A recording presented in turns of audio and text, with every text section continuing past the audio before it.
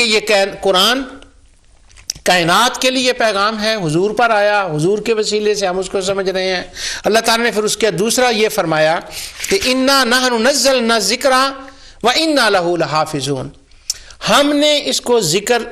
ذکر کو نازل کیا اور ہم اس کے محافظ ہیں، ہم نے نازل کیا۔ اب جب ہم نے کا لفظ آ گیا نا، میرے پاس ڈاکٹر ڈیوڈ مارشل اور وہ ڈاکٹر جانسن کوئی زمانہ تھا، تو وہ دوسرے لوگ بیٹھتے تو وہ ان آیتوں سے ایک عجیب و غریب استدلال کرتے۔ وہ کہتے انا کیوں اللہ تعالیٰ نے کہا کہ ہم نے نازل کیا، اس کا مطلب یہ ہوا کہ وہاں کئی خدا تھے۔ تو میں نے ان کو عام تو یہ کہتے ہیں کہ یہ ادب کا لفظ ہے، ہم یہ کہتے ہیں، مگر میں اپنے آپ کو کہوں کہ ہم یہ کہتے ہیں تو اس سے مراد یہ تو نہیں کہ یہ جو پروگرام میں کر رہا ہوں میرے ساتھ 15-16 لوگ اور بھی بیٹھے ہوئے ہیں، تو یہ اللہ تعالیٰ کا ادب اور اس کا احترام ہے۔ تو انا کا لفظ ادب و احترام کے لیے ہے، لیکن اس کی ایک اور باریک کی طرف بھی جائیں جو میں ان کو سمجھانے کے لیے کہا کرتا تھا، وہ یہ ہے کہ جب قرآن نازل ہوتا تو اللہ تعالیٰ نازل فرماتا، جبرائیل علیہ السلام لے کر آتے اور اس کے گرد فرشتے ہوتے جن کا ذکر سورہ جن کے اندر آتا ہے، ملائکہ ناسات آتے، تو حضرت جبرائیل ملائکہ کی جرمٹ میں وہ لے کر آتے تاکہ کوئی شیطان اور جن اس کے اندر کچھ ادراج نہ کر سکے، کچھ داخل نہ کر سکے۔ تو اب جب اللہ فرماتا ہے انا نحن نزلنا ذکر، تو اصل میں یہ اس طرح بھی اشارہ تھا کہ شیاطین کا کیا کام کہ اس کے اندر کوئی مداخلت کر سکیں، اس کو ہم نازل کرنے والے ہیں، یعنی میں بھیج رہا ہوں اور پروٹیکشن کے لیے میں نے ملائکہ کے ساتھ جماعتیں بھیجی ہیں، تو وہ جن کو تم مانتے ہو نا وہ اس کے اندر کچھ نہیں کر سکتے۔ وَإِنَّا لَهُ لَحَافِظُونَ، ہم اس کی حفاظت کرنے والے ہیں۔ اب ہم کا وہی بھی معنی آ گیا، تو اللہ تعالیٰ نے کہیں اپنے لیے جمع کا لفظ استعمال فرمایا، کہیں واحد کا فرمایا۔ جب عبادت کی بات ہوتی ہے، تخلیق کی بات ہوتی ہے، تو وَمَا خَلَقْتُ الْجِنَّ، میں نے پیدا کیا جن و انسانوں کو، اور جب حبیب پر نازل کرنے کی کوئی بات ہوتی ہے تو عموماً وہاں ملائکہ کا کچھ دخل ہوتا ہے، آقا کی شان کو سامنے رکھا جاتا ہے۔ تو اللہ تعالیٰ پھر یوں نہیں فرماتا ہے میں نے بھیجا، وہ کہتا ہے اِنَّا أَرْسَلْنَاكَ، ہم نے بھیجا، تاکہ محبوب کی عظمت کا پتہ چل جائے۔ تو اس لیے یہاں فرمایا ہم نازل کیا اور ہم نے اس کی حفاظت کی ہے۔ اب حفاظت یہ ہے، سورہ حامیم سجدہ میں آتا ہے لا یاتی ہل باطل من بین ولا یدیہ، لا یاتی ہل باطل من بین یدیہ ولا من خلفہ تنزیل من حکیم حمید، کہ یہ ہم نے نازل کیا ہے اور اس کی پروٹیکشن ہم نے اس طرح سے کی ہے کہ اس کے اندر کوئی شیطان جن اپنی طرف سے آگے پیچھے اوپر نیچے دائیں بائیں سے کچھ اپنا کلام مکس نہیں کر سکتا، ہم نے اس کی حفاظت کی ہے۔ تو اللہ تعالیٰ نے حضور نبی کریم صلی اللہ علیہ وسلم پر کلام نازل فرمایا اور اللہ تعالیٰ نے پھر اس کی حفاظت فرمائی۔ اب چونکہ وہ لفظ حفاظت کا آ گیا ہے اور قرآن کریم کو عربی زبان میں اللہ تعالیٰ نے نازل فرمایا، اب اس کے اوپر میں تھوڑی سی ایک تفصیل بتا دوں، بڑی دیر ہوئی ہے۔ میں نے ایک آرٹیکل لکھا تھا جمع القرآن کے اوپر، اور وہ جو جمع القرآن کے اوپر آرٹیکل لکھا تھا اس کے اندر میں نے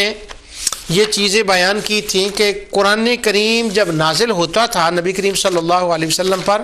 تو اللہ تعالیٰ قرآن کریم کو اس وقت اس طرح سے جمع فرماتا تھا کہ جو آرڈر لوح محفوظ میں ہے نا کہ یہ صورت یہ آیت کہاں جائے گی، اسی ترتیب سے حضور اس کو جمع فرماتے۔ نبی کریم صلی اللہ علیہ وسلم پر جب وحی نازل ہوئی تو حضرت خالد بن سعید کاتب وحی تھے، حضور ان کو بلاتے، وہ آتے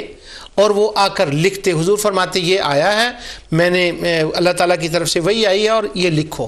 حافظ جلال الدین سیوطی نے الاتقان میں اور تاریخ قرآن کے اوپر جتنی کتابیں لکھی گئی ہیں ان میں یہ تفاصیل موجود ہیں، ان کے اشارات قرآن میں بھی موجود ہیں، وہ میں بات کو آپ کو بتاتا ہوں۔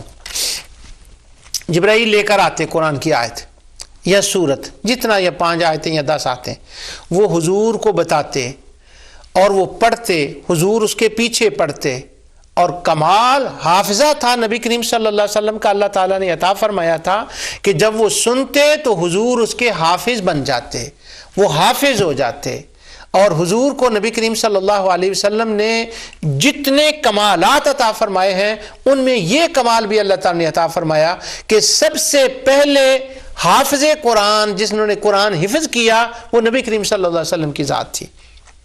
میرا دل نہیں چاہتا، یہ بڑی بے مزہ بات ہوگی جہاں جو میں آپ کو سنانے لگا ہوں، مزے کی بات کر رہا ہوں، لیکن شاید یہ بھی کسی کے کام آ جائے۔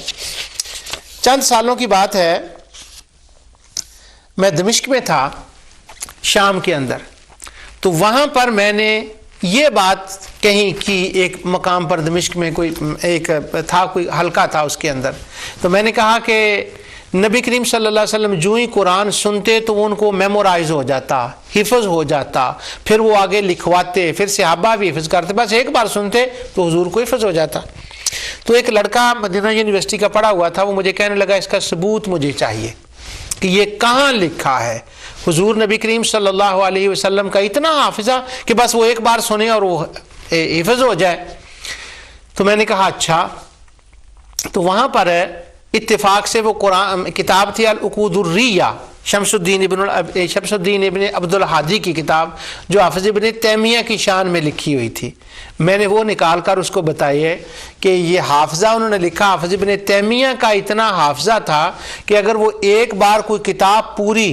1000 صفحے کی، 2000 صفحے کی، 11 جلدوں کی، 16 جلدوں کی مصنف عبد الرزاق اور مصنف ابن ابی شیبہ اور بخاری مسلم، جب وہ ایک بار پڑھ لیتے تو ان کو حفظ ہو جاتی، پھر وہ بھولتے نہیں تھے، دوبارہ ان کو کتاب دیکھنے کی ضرورت نہیں رہتی۔ تو میں نے کہا اللہ کے بندے، حافظ ابن تیمیہ کا حافظہ تو اتنا مانتا ہے، اور جسے رب کہہ رہا ہے میں پڑھا رہا ہوں اس کا حافظہ اتنا بھی نہیں مانتا کہ وہ سن کر قرآن حفظ کر لے، ان کو حفظ ہو گیا۔ اللہ اکبر۔ تو ایسے ایسے شبہات بھی لوگ وارد کرتے ہیں، تو اللہ تعالیٰ نے نبی کریم صلی اللہ علیہ وسلم کو فرمایا اِنَّ عَلَيْنَا جَمْعَهُ وَقُرْآنَ، یہ دلیل ہے،